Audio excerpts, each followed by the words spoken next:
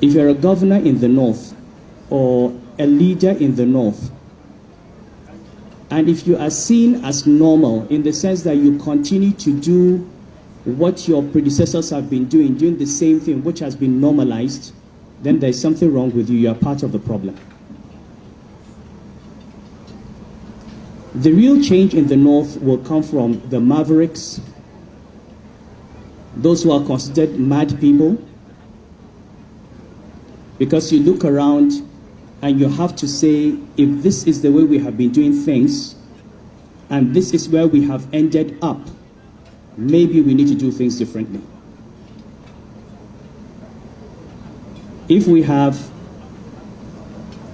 populated the government with middle-aged men, maybe we need to try younger people. Maybe we need to try women.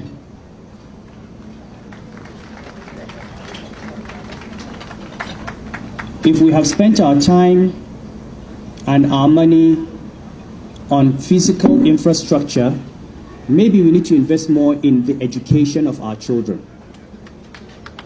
Maybe we need to invest more in nutrition. Maybe we need to invest more in primary health care.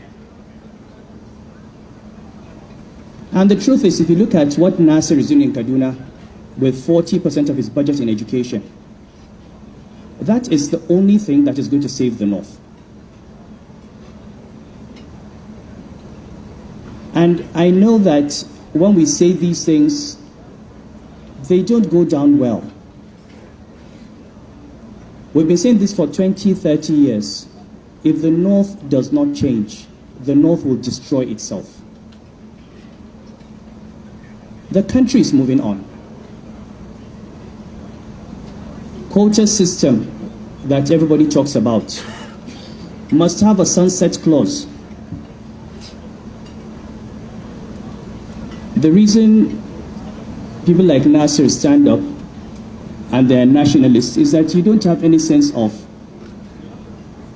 inadequacy. You don't need to ride on being from Kaduna State or being from the North or being a Muslim to get a job. You go with your credentials, you go with your competence, you can compete with any Nigerian from anywhere.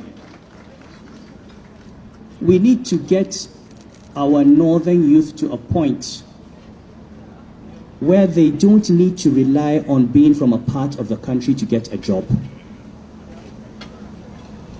And believe me, if we don't listen, there will be a day when there will be a constitutional amendment that addresses this issue of quota system and federal character. The rest of the country cannot be investing, educating its children, producing graduates, and then they watch us, they can't get jobs because they come from the wrong state, when we have not invested in the education of our own children.